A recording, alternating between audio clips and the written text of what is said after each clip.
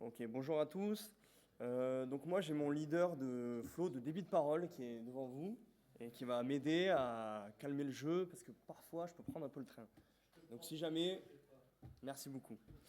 Donc moi je vais vous parler d'une étude et d'un champ d'investigation là qu'on mène dans le cadre du projet Team Sport qui s'intéresse à l'impact de l'identité collective sur la prise de décision. Donc là je vais parler d'une étude qu'on a menée dans le cadre du basketball professionnel.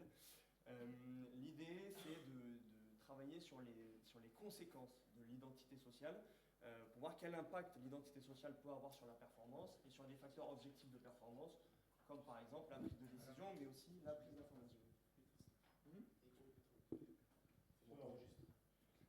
Ok, ça marche, désolé. C'est pareil pour les questions dans la salle, c'est qu'en fait, pour l'enregistrement, sinon il n'y a pas de questions en fait. Voilà, donc là aujourd'hui, moi je vais vous parler de l'impact que ça a sur la prise de décision dans le basket, mais avec des implications qui, je pense, peuvent être assez généralisables au sport collectif.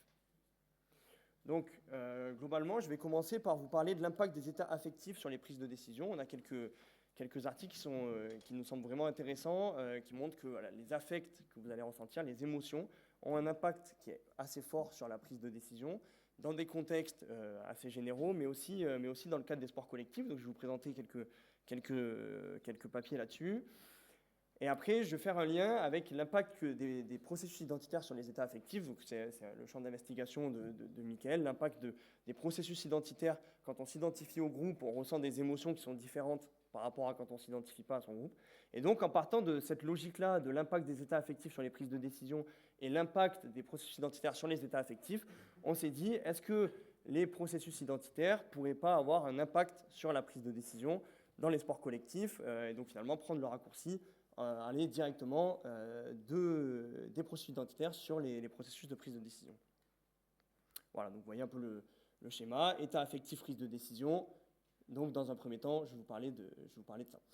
Donc là, on a une première étude qui a été menée avec des policiers. Et donc dans cette étude-là, on avait des policiers donc, expérimentés, plus de 30 policiers qui avaient plus de 10 ans d'expérience dans leur pratique et qui étaient mis dans une situation dans laquelle ils avaient une personne qui apparaissait soit avec un pistolet, soit qui levait les mains ici et qui se rendait. Donc soit le stimulus présenté, c'est une personne qui arrive et qui tire, soit c'est une personne qui arrive et qui ne tire pas, qui lève les mains. Et donc là, les participants avaient une décision à prendre. Ils étaient avec leur pistolet, soit ils devaient tirer sur la personne qui les attaque ici, sur l'assaut, là, soit si la personne sort et se rend, ils devaient dévier leur tir et tirer à côté sur une petite cible qu'il y avait pour effrayer, entre guillemets, la personne qui se rend et faire en sorte que derrière, elle puisse définitivement se rendre. Pour manipuler le niveau d'anxiété, donc là l'objectif c'est de montrer que l'anxiété a un impact sur la prise de décision, ils ont mis un petit pistolet à billes à côté de la personne qui tire. Alors c'est un pistolet style Nerf, un petit pistolet à côté. Si jamais la personne sort et que eux ne tirent pas dans les temps, ils se prennent une petite balle comme une balle de Nerf, qui est censée générer de l'anxiété. Bon, évidemment, dans cette situation-là, ils ne se font pas tirer dessus puisque la personne sort en levant les mains. Donc voilà, donc on a deux situations. On a une situation avec anxiété, donc avec le pistolet qui peut tirer dessus, et on a la même tâche réalisée, mais sans anxiété. Et dans les deux cas, ils doivent soit tirer, donc prendre une décision, c'est tirer sur la personne, soit tirer à côté, sur une petite cible, quand la personne se rend. Voilà, donc là on a les résultats de cette étude qui moi je trouve vraiment intéressants. Donc là ici vous avez la mesure, donc la décision de tirer et les conditions ici, c'est soit low anxiety, donc pas faible anxiété, donc là il n'y a pas le petit pistolet qui va vous tirer dessus, soit high anxiety, il y a un pistolet en sorte de nerf qui peut vous tirer dessus si jamais vous prenez la mauvaise décision. Et là, ce qu'on peut observer, donc les décisions de tirer quand il n'y a pas de pistolet, quand la personne sort et lève les mains, donc les décisions de tirer, en faible anxiété, il tire beaucoup moins qu'en haute anxiété. Donc quand il y a une grosse anxiété, qu'il y a un pistolet qui est pointé vers vous, eh bien, vous allez tendre à tirer, même si la personne sort en levant les mains. Donc on a un biais décisionnel lié à l'anxiété. Dès qu'il y a quelqu'un qui va sortir, on va tirer. Plus on va avoir tendance à tirer, même quand elle sort. Et on a aussi un effet qui est vraiment intéressant sur les temps de réponse. On voit que quand il y a le pistolet, donc une personne qui sort derrière avec un pistolet, il faut tirer, eh bien, on tire plus rapidement quand on a beaucoup d'anxiété que quand on n'a pas d'anxiété. Et on a à peu près les mêmes tendances ici, même si ce n'est pas significatif. Quand il y a la personne qui sort et qu'il tire quand même, là, on a, pareil, on est un peu plus rapide pour tirer, et c'est la même chose quand la personne sort et qu'on tire quand même. Voilà, donc là, on a un effet, on a un biais décisionnel, on a tendance à tirer plus et à tirer plus rapidement quand on est en forte anxiété, quand on a de l'anxiété, qu'il y a un risque. Donc, on a un impact fort des émotions sur la prise de décision. On a aussi ici un élément qui est intéressant, c'est la précision. Là, c'est montré qu'en forte anxiété, la réussite, le taux de réussite est quand même plus faible qu'en haute anxiété. Donc voilà, ça c'est la première étude. L'anxiété entraîne des biais décisionnels.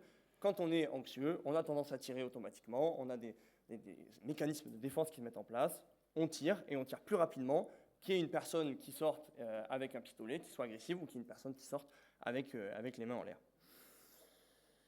Voilà, et on a aussi une baisse de la précision, donc qui nous intéresse, notamment dans le cadre des sports collectifs. Voilà, anxiété entraîne une baisse de la précision, donc ça, on peut faire un lien, même si c'est quand même assez éloigné, qui est intéressante. Voilà, donc là, on a une deuxième étude, donc on se rapproche du contexte sportif, c'est en escalade. Donc là, c'est la même idée, c'est les mêmes auteurs. L'idée, c'est de dire on va manipuler le niveau d'anxiété et voir si ça entraîne des biais en termes de prise de décision. Donc là, c'est de l'escalade. Ici, on voit, on a deux routes qui sont tracées. On a une route en bas et une route en haut, une traversée. En bas, c'est la route faible anxiété. En haut, c'est la route haute anxiété. En fait, comment ils manipulent l'anxiété ? Ils sont avec des grimpeurs débutants, ils modifient la hauteur de la route. Et là, si vous regardez le schéma, en fait, on voit que c'est exactement la même route qui est tracée en haut et en bas. Donc l'idée, c'était de contrôler tous les autres facteurs qu'il y avait à côté et de proposer la même route, mais dans deux conditions, une condition d'anxiété, une condition haute anxiété, une condition basse anxiété.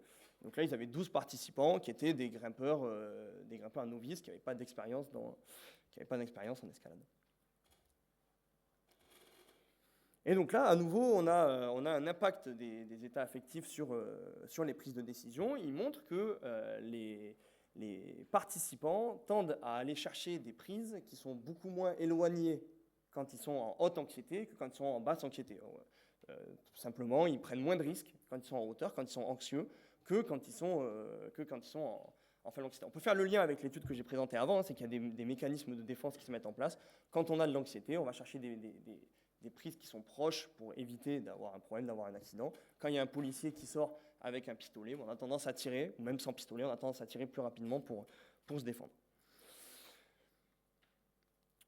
Voilà, et donc là, on a une dernière étude donc, qui est spécifique au sport collectif, qui a été menée par Laborde et Rab en handball. Donc eux, ils ont pris des handballeurs et à qui ils ont présenté des clips vidéo. Donc d'abord, ils ont induit des états affectifs, soit des états affectifs, donc eux, ils différencient les états affectifs en mettant des états affectifs positifs, négatifs ou neutres, et ils regardent l'impact que ça a sur la prise de décision. Et eux, accessoirement, ils s'intéressent aussi à des variables objectives, comme par exemple la variabilité de la fréquence cardiaque, pour essayer de faire des liens entre les états affectifs et le fonctionnement du système nerveux parasympathique.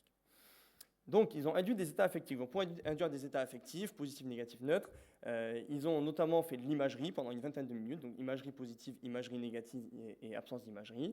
Et ils ont également mis des sons. Donc, ils ont mis des sons, un public qui les acclame pour la condition positive, un public qui les hue pour la condition négative, et c'est comme ça qu'ils ont manipulé l'anxiété. Ensuite, ils ont fait visualiser aux participants les clips. Donc là, c'était de l'intrasujet. Donc tous les participants sont passés dans tous les états affectifs. Tous les participants ont visualisé les clips en étant état positif, état neutre, état négatif. Ils ont visualisé 31 clips vidéo, donc c'est des clips vidéo. C'est de ça qu'on s'est inspiré pour faire nos clips vidéo. Donc je vais vous montrer après à quoi ça peut ressembler dans le cadre de notre étude. Mais globalement, c'est des clips vidéo qui sont immersifs, en première personne, face à un écran, et c'est comme si on était immergé vraiment dans le clip. Alors eux, ils ont carrément poussé la logique, puisqu'ils ont visualisé les clips en 3D, ils ont mis des lunettes 3D, et donc c'était vraiment l'objectif de rendre la situation la plus immersive possible. Et ils ont fait une tâche de génération d'options. En fait, au moment où le clip vidéo s'arrête, ils doivent générer un maximum d'options, le maximum d'options possible, eux, ce qu'ils voient dans la situation. Donc, la vidéo s'arrête, ils ont 10 secondes pour dire option possible, faire la passe à gauche, tirer, attaquer en dribble. Du coup, c'est tirer, attaquer en dribble, faire la passe à droite, etc. Ils doivent générer les options, le plus d'options possible. Et donc, à partir de cette tâche de génération d'options, il y a des métriques qui peuvent être relevées et que je vous ai sorties ici. Donc, déjà, la première métrique, c'est la qualité de l'option initiale. Donc, pour évaluer la qualité de l'option initiale, pour chaque clip vidéo, les expérimentateurs ont contacté des entraîneurs professionnels qui ont dit, voilà, dans cette situation, la meilleure décision à prendre, pour nous, c'est celle-là, la deuxième, c'est celle-là, et ils ont classé en fait les décisions selon leur pertinence dans la situation. Et donc là, on montre que voilà, la qualité de l'option initiale, en état neutre, elle est meilleure, voilà, donc c'est noté sur 6, elle est meilleure qu'en état négatif et en état positif. Donc en gros, quand il y a peu d'états affectifs, qu'il y a un état affectif assez neutre, il y a des meilleures décisions qui sont prises par rapport à des états négatifs ou des états positifs.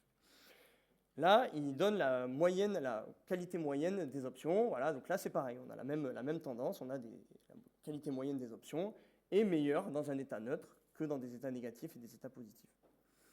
Voilà, donc globalement, on a aussi l'inconsistance qui est intéressante, hein, c'est l'évolution des prises de décision d'un essai sur l'autre, et là on voit qu'il y a moins d'inconsistance quand on est en état neutre, ou en état négatif, en état positif. Voilà, on a aussi le temps de décision qui est plus faible, qui est plus rapide, donc il y a un temps de réaction qui est plus intéressant dans des conditions neutres. Donc là, le message, c'est qu'en conditions neutres, globalement, on prend des meilleures décisions que quand on a des états affectifs qui sont marqués, comme ici des états affectifs négatifs, positifs, forts. Voilà, donc dans ce premier temps, j'ai essayé de montrer que les états affectifs pouvaient avoir un impact sur la prise de décision, en partant d'une tâche avec un enjeu, c'est-à-dire les policiers avec un pistolet, et en allant progressivement plus vers les sports collectifs, c'est quand même l'objectif de la journée. Dans un deuxième temps, je vais passer très rapidement là-dessus, l'impact de l'identité sur les états affectifs. Voilà, donc là, c'est ici, hein, identité et état affectif, le lien qu'on peut avoir. Donc là, on a tout un champ de recherche qui se développe autour des travaux de Michael sur l'impact de l'identité sociale sur les émotions. Voilà, un exemple qui me parle bien et que je trouve assez simple pour pouvoir vulgariser, enfin, pour pouvoir parler de ce concept-là, c'est le joueur qui fait un bon match dans une défaite. Quand il s'identifie fortement à son équipe, il va être triste d'avoir perdu parce que son équipe a perdu. Ce qui est important pour lui, c'est le résultat de son équipe. Du coup, il ressent de la tristesse. Le joueur qui ne s'identifie pas à son équipe, qui a un niveau plus personnel, il va ressentir de la joie, il va être heureux d'avoir fait un bon match, malgré la défaite, parce que lui, ce qui compte pour lui, c'est sa performance individuelle. En fait, le niveau d'identification va impacter ce qui est important pour vous dans la situation, et donc qui va derrière impacter le ressenti émotionnel, puisqu'il y a un impact sur ce qui est important pour vous. Voilà, donc ça, c'est l'idée que l'identité peut avoir un impact sur les états affectifs. Et comme ici, on a montré qu'il y avait un lien entre état affectif et prise de décision, si on a un lien entre identité et état affectif, on peut se dire, est-ce qu'on n'aurait pas un lien entre identité et prise de décision? Et donc ça, c'est une étude qu'on a mise en place en 2022 avec des basketteurs professionnels que je vais vous présenter maintenant. C'est bon sur le débit de parole? Merci. Donc, les hypothèses qu'on a pu émettre sur cette étude-là, c'était qu'en conditions personnelles, donc quand je suis à un niveau personnel, que je ne m'identifie pas à mon équipe, je me définis à un niveau personnel. Donc, ce qui est important pour moi, c'est ce qui m'arrive individuellement. On a émis l'hypothèse qu'en basketball, on allait shooter davantage et on allait davantage attaquer le cercle que quand on s'identifie fortement à son équipe. L'idée de dire, c'est que quand je veux être fort individuellement, que ce qui compte pour moi, c'est ma propre performance, eh ben, je vais shooter pour me mettre en évidence parce que c'est en basket, le nombre de points marqués, un indicateur de performance individuelle clé. On a émis l'hypothèse qu'on a également attaqué davantage le cercle, donc essayer de gagner ces duels, parce que c'est une action qui peut libérer des opportunités derrière de pouvoir marquer des points. On pensait que attaquer le cercle permettait d'ouvrir des possibilités de shoot, et donc à un niveau personnel, on serait davantage enclin à attaquer. Au niveau social, donc, quand on s'identifie fortement à son équipe, on a émis l'hypothèse qu'on allait davantage passer, faire davantage de passes, parce que l'action de passe est une action qui est associée à la performance collective de manière générale. D'ailleurs, c'est souvent un exemple qu'on prend quand on analyse les situations de jeu, où on compte le nombre de passes, on dit voilà, il y a davantage de passes qui ont été réalisées, le ballon circule bien, donc la passe qui est associée quand même à la performance collective de manière assez générale. Donc on a émis l'hypothèse qu'il allait y avoir davantage de passes. Notre protocole, pour ça, on a deux équipes professionnelles, on a travaillé avec deux équipes professionnelles de basketball. On a réalisé des clips vidéo en première personne. Donc là, c'est ce dont je parlais tout à l'heure sur l'étude de Sylvain Laborde. Donc sensiblement, on a fait quelque chose d'assez similaire. On a réalisé 14 clips vidéo en première personne en positionnant des caméras GoPro sur le torse des joueurs dans des situations d'entraînement à 5 contre 5. On est allé sur le lieu d'entraînement. Ils ont mis des chasubles de couleurs donc, pour les reconnaître à l'écran. Et après, ils ont fait des matchs en 5 contre 5 avec des caméras. Les joueurs, ils avaient des caméras GoPro posées sur le torse et qui enregistraient. Et donc, nous, à partir de cet enregistrement de ces situations de jeu, on a pu générer des clips vidéo assez immersifs. Je vais vous montrer après à quoi ça ressemble.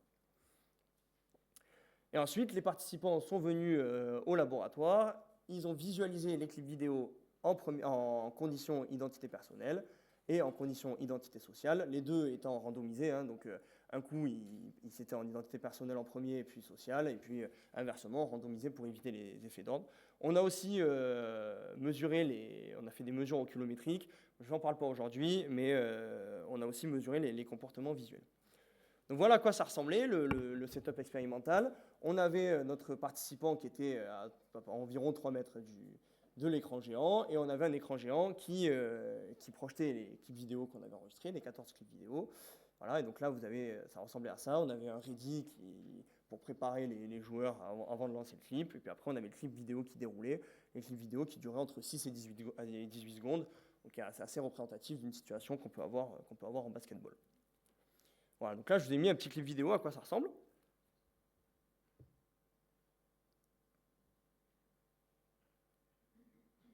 Et là, vous allez voir à la fin, le participant reçoit le ballon, et puis c'est à ce moment-là qu'il doit prendre une décision parmi shooter, attaquer ou passer la balle. Voilà, alors, comme l'objectif c'est de voir l'impact de l'identité sur la prise de décision, il fallait qu'on arrive à faire en sorte de manipuler le niveau d'identification au groupe. Et donc pour ça, on s'est appuyé sur les méthodologies qui sont développées par Michael, sur l'induction identitaire, notamment au travers de la fixation de buts. L'idée, c'est de dire que les buts que vous allez poursuivre sont intrinsèquement liés à votre niveau d'identification. Si vous poursuivez des buts individuels, par exemple, je cherche à me mettre en avant individuellement, je cherche à marquer le plus de points pour être sélectionné en All-Star Game, en n'importe quelle récompense personnelle, mais vous allez être plutôt à un niveau d'identification, vous n'allez pas vous identifier, vous allez vous définir à un niveau individuel. Donc, pour ça, on a mis en place un challenge de prise de décision, où on a manipulé la prise de décision, enfin, on a joué sur la consigne de prise de décision pour manipuler le niveau d'identification. Et donc là, en conditions personnelles, on leur a demandé de prendre une décision quand la vidéo s'arrête, qui te permettrait d'être performant individuellement. Donc on est sur une consigne qui est relativement large, vaste, mais qui oriente le participant sur des buts personnels. Et on leur a dit que dans ce challenge de prise de décision, ils étaient en concurrence contre tous les autres participants qui participaient à l'étude. En conditions sociales, on leur a demandé de prendre la décision quand la vidéo s'arrêtait, qui permettait à leur équipe d'être performante. Donc là, c'est pareil, on est sur un but qui est large, histoire de ne pas trop influencer la prise de décision, de ne pas donner une consigne de prise de décision directement, mais par contre, d'influencer le niveau d'identité en lien avec cette prise de décision. Et donc là, on leur a dit qu'ils participaient au service de leur équipe. Donc tous les points qu'ils allaient marquer dans ce challenge de prise de décision permettaient à leur équipe de marquer des points. Et donc, ils étaient au service de l'équipe contre l'autre équipe en jeu. Voilà, ça, évidemment, c'était fictif, c'était pour manipuler le niveau d'identification. On a aussi manipulé les artefacts, donc par exemple la couleur du maillot. Ils avaient un maillot d'une couleur différente quand ils étaient en niveau personnel et par rapport à quand ils étaient en niveau social. Ils avaient un maillot noir quand ils étaient en identité personnelle, alors que leur coéquipier avait un maillot bleu sur l'écran. En conditions sociales, ils avaient le maillot de la même couleur que les participants, enfin que les joueurs, leurs coéquipiers sur l'écran. On a aussi manipulé le nom marqué sur le maillot. On a mis des images affichées à l'écran, on leur a fait remplir des questionnaires pour manipuler le niveau d'identité. Donc là c'est des artefacts de l'environnement qui sont utilisés dans le cadre du projet Team Sport et qui permettent de renforcer justement cette identification. Voilà, donc les résultats qu'on a sur cette étude-là. Donc là, ici, vous avez le nombre de décisions par participant. Donc les points sont le nombre de décisions par participant, et ici la condition, donc personnelle en rouge, rose, et sociale en bleu. Voilà, donc ce qu'on peut observer, c'est qu'on a un nombre de passes qui est plus important en conditions sociales qu'en conditions personnelles. Donc les joueurs font plus de passes au moment de prendre la décision quand ils s'identifient à leur équipe par rapport au moment où ils sont à un niveau personnel d'identification. Ils shootent davantage quand ils définissent un niveau personnel par rapport à quand ils s'identifient fortement à leur équipe. Et concernant le nombre d'attaques du cercle, là, on n'a pas de différence selon la condition expérimentale. Donc si on revient à nos hypothèses qu'on avait posées, on a effectivement un nombre de passes plus important en conditions sociales qu'en conditions personnelles. On a effectivement un nombre de shoots plus important en conditions personnelles qu'en conditions sociales. Par contre, le nombre de drives n'est pas affecté par la condition expérimentale. Voilà, donc là, avec cette étude, on a voulu montrer... Il manque une diapo. Donc, je vais rester sur cette diapo-là. Je voulais évoquer un point là, une perspective de cette étude-là. C'est que là, on n'a pas évoqué l'impact que ça a sur la performance. On n'a pas fait le lien entre la prise de décision et la performance, comme par exemple dans l'étude de Laborde, où il y a des entraîneurs experts qui ont évalué les différentes prises de décision et qui ont dit « Ok, cette décision est plus pertinente dans cette situation-là ». Donc là, on a cette perspective, nous, de recherche, c'est d'aller voir si le fait de passer davantage en conditions sociales qu'en conditions personnelles a un impact positif ou non sur la performance, au-delà de juste modifier la prise de décision, ce qui est déjà un résultat intéressant. L'autre idée qu'il y a derrière, c'est que dans les études, comme par exemple celle de Laborde, où les entraîneurs évaluent la prise de décision, c'est des entraîneurs externes qui viennent évaluer la prise de décision des joueurs dans les situations, sans forcément connaître les qualités, les rôles des joueurs dans leur équipe. Et donc, nous, c'est aussi une perspective qu'on a pour enrichir ce travail-là, c'est d'évaluer la prise de décision en regard du rôle du joueur dans son équipe et de ses qualités, de ses défauts. Par exemple, un joueur qui shoot beaucoup, qui est très adroit au tir, on peut imaginer peut-être qu'il va shooter tout le temps parce que c'est aussi son rôle dans l'équipe, donc qu'il soit à un niveau individuel ou à un niveau social, finalement, ça va assez peu être impacté. Et nous, on a eu ça dans notre étude, pour la petite anecdote, un Américain, Gene Derrick, qui a joué en NCAA, très fort joueur, et avec une mentalité qu'on peut dire un peu américaine aussi, de prendre des décisions. En fait, si on est fort, on est fort aussi au service du collectif. Et lui, on le voit là, dans les petits points de prise de décision. Là, il est là, en shoot, et il est là, en shoot, en social et en perso. Lui, en fait, il shootait tout le temps. Donc, dès qu'il voyait les clips, il shootait. Et parce que c'était un scoreur, il mettait 20 points par match. Et donc ça nous interroge, nous, sur notre manière d'aborder la suite de ce travail et pour notamment faire le lien avec la performance. Voilà, donc j'ai essayé de vous montrer que par le lien entre identité et état affectif, prise de décision, on pouvait imaginer qu'il y avait un lien direct entre identité et prise de décision. J'espère que c'était clair. Je vous remercie pour votre attention.